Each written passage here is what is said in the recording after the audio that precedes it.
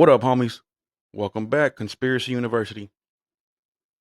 All right, as y'all can see right here on my screen, we got Mr. Morgan Freeman here, right? Mr. Morgan, and in the background, you see these screens or computer screens, whatever they're supposed to be called. Well, if y'all haven't seen the Dark Knight movie, y'all, this comes in one of the scenes from the Batman movie, right? So Batman is talking to him about. I don't remember exactly how it went, right? And I didn't play the clip of the scene because I'm not too sure about the whole copyright thing and whatnot. But look, I'm gonna explain it to you. I'm gonna break it down. Batman's trying to find someone or look for something, right? So then Morgan Freeman brings him into this room and shows him this, and he tells him, "Hey, this is called God's eye. God's eye." So they're basically able to run surveillance around the whole world, right? The whole entire world. And then the way they can see the way they see it, if you can see here on the cameras, look, let me show you a couple more pictures. So this is how it would show, right? I guess he's looking at it, lights up through his eyes, and he's able to see everything they're in the building. He's able to see things on the floors above him, floors below him. Here goes here goes the bad guys that they're trying to get. And one of my favorite movies also, y'all. I don't think it was as good as The Dark Knight Rises, but still one of my favorite movies. And right here. All right. So y'all get the gist of it, right? And if y'all haven't seen it, y'all should go check it out. But I say all this to say that this God's eye thing, this technology, this surveillance technology they have, it's real. All right. It's real. Like 100% real. I don't know if it's called God's eye, and I don't know if this is what it looks like. But I do know that the way he's seeing these things right here, the way they're able to see it, this is exactly what it works like. All right, it works just like this. And I'll break some of it. I'm gonna break some of it down right here so I can show y'all that I don't cap over here, y'all. All right, I'm coming with facts. So as you can see here, Project Gene Tricks. All right. This is somewhat sort of like the origins of how it all started and how it came to. All right. Project Gentrix, also known as WS-119L, was a United States Air Force program designed to launch General Mills manufactured surveillance balloons over communist China, Eastern Europe, and the Soviet Union to take aerial photographs and collect intelligence.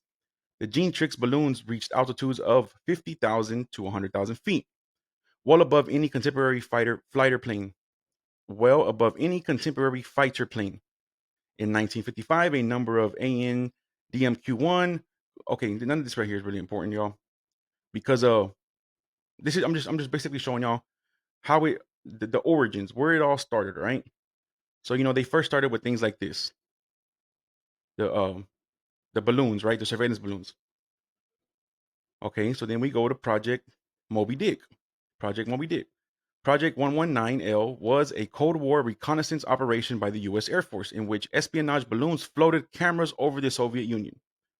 The spy balloons would photograph sensitive Soviet sites and either hang in the air or land in the sea of Japan until either a crew flying the C-119 flying boxcar or a naval vessel retrieved them. The project caused a row between the US and Soviet forces when the Soviets discovered the remnants of a US spy camera in February of 56. Other reconnaissance balloon projects from the era included Project Skyhook, Project Mogul, Project Grandson, and Project Gentrix, the one I just covered.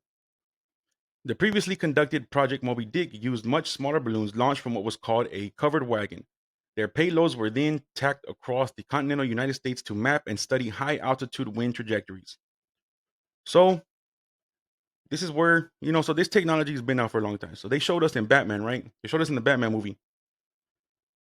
So, they probably had it for well, way, way, way longer than this already, right? They've been having it. So, here we got electro optical masint, MASINT, electro optical MASINT. All right.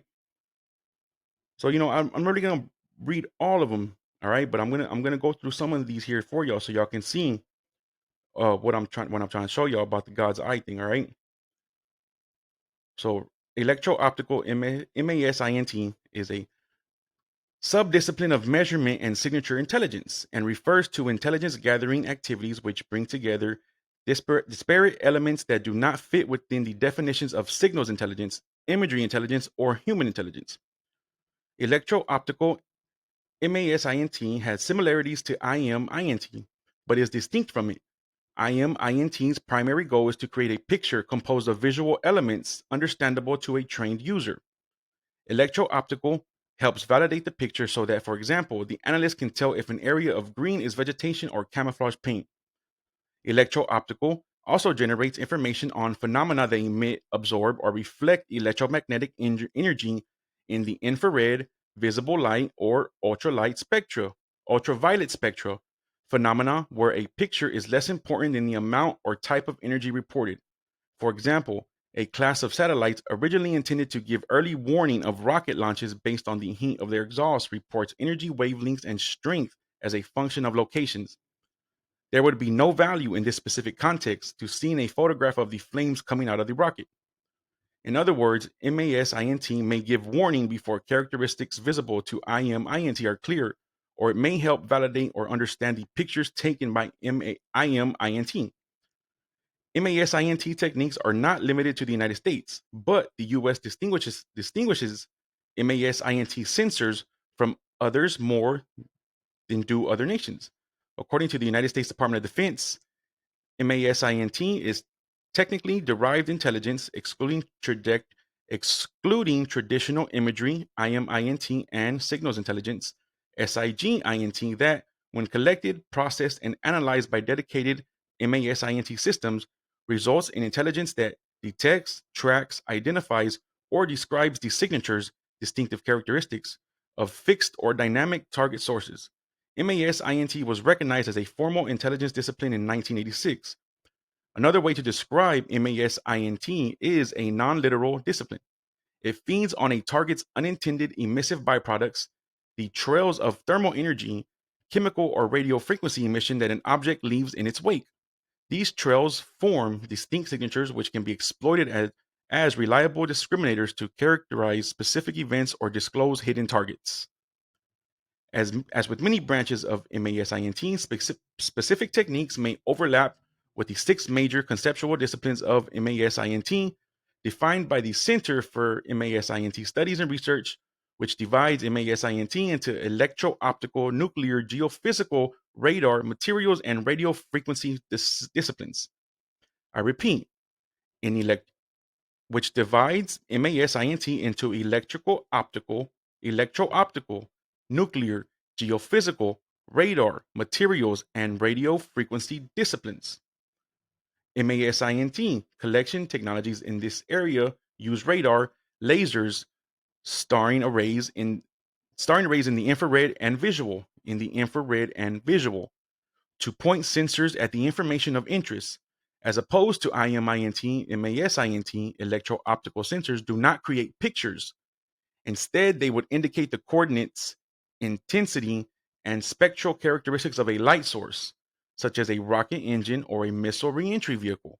Electro-optical MASINT involves obtaining information from emitted or reflected energy across the wavelengths of infrared, visible, and ultraviolet light. Electro-optical techniques include measurement of the radiant intensities, dynamic motion, and the materials composition of a target. These measurements put the target in a spectral and spatial context. Sensors used in the electro-optical MASINT include radiometers, spectrometers, and non-literal imaging systems, lasers, or laser radar. Observation of foreign missile tests, for example, make extensive use of MASINT along with other disciplines.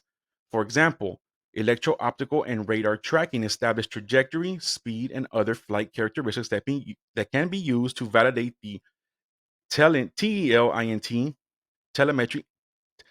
telemetry intelligence being received by SIGINT sensors. Electro-optical sensors which guide radars operate on aircraft, ground stations, and ships. All right, y'all. So check it out. There's many different things that all come together to make this one overall, surveillance of the whole entire world, right? God's eye. You have the infrared, MASINT.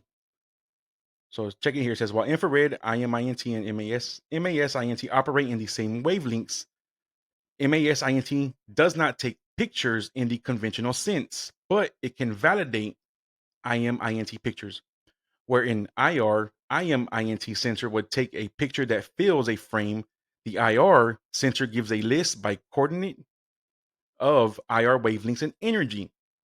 A classic example of validation would be analyzing the detailed optical spectrum of a green area in a photograph. Is this green from natural plant life or is it camouflage paint? Then you got the optical measurement of nuclear explosions. There are several distinctive characteristics in the range of visible light from nuclear explosions. One of these characteristics, dual flash, measured by a bang meter. This went into routine use on the advanced Vela nuclear detection satellites, first launched in '67. The earlier Velas only detected X-rays, gamma rays, and neutrons. The bang meter technique was used earlier in 1961 aboard a modified US KC-135B aircraft monitoring the pre-announced Soviet test of Tsar Bomba, the largest nuclear explosion ever detonated. Okay, here we go. The laser one. This discipline includes both measuring the performance of lasers of interest and using lasers as part of the MASINT sensors. With respect to foreign lasers, focus of the collection is on laser detection, laser threat warning, and precise measurement of the frequencies, power levels, wave propagation, determination of power source, and other technical and operating characteristics associated with laser systems, strategic and tactical weapons, rangefinders, and illuminators. In addition to passive measurements of other lasers, the MASINT system can use active lasers for distant measurements, but also for destructive remote sensing that provides energized material for spectroscopy.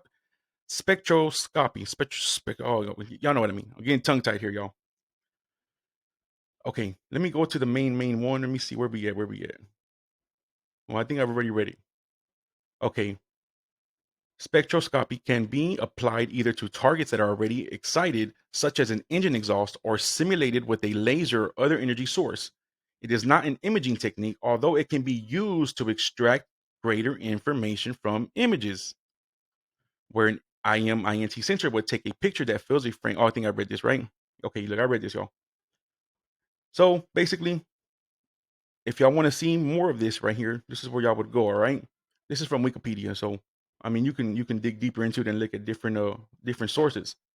But intelligence cycle management, intelligence collection management, MASINT. Y'all want to screenshot it? Y'all go check it out, take a look into it, and then y'all can see exactly what I'm saying as to how this correlates with the God's eye here, right? So they're basically showing us how it looks, and that we got it. We have this technology, y'all. But then they go ahead and put it in the Batman movie, right? So then somebody like me comes around and tries to tell somebody about this, like, hey, that God's eye thing, we got that technology already. And then they go, hey, there goes this crazy conspiracy theorist guy, right? Yeah, talking about things that come in the Batman movie. They know what they doing, y'all, right? But it's all good. It's all good because my homies here gonna appreciate this, right? And as always, y'all, I appreciate every single one of y'all who come over here and rock with me. Eyes open out there, homies. Stay safe.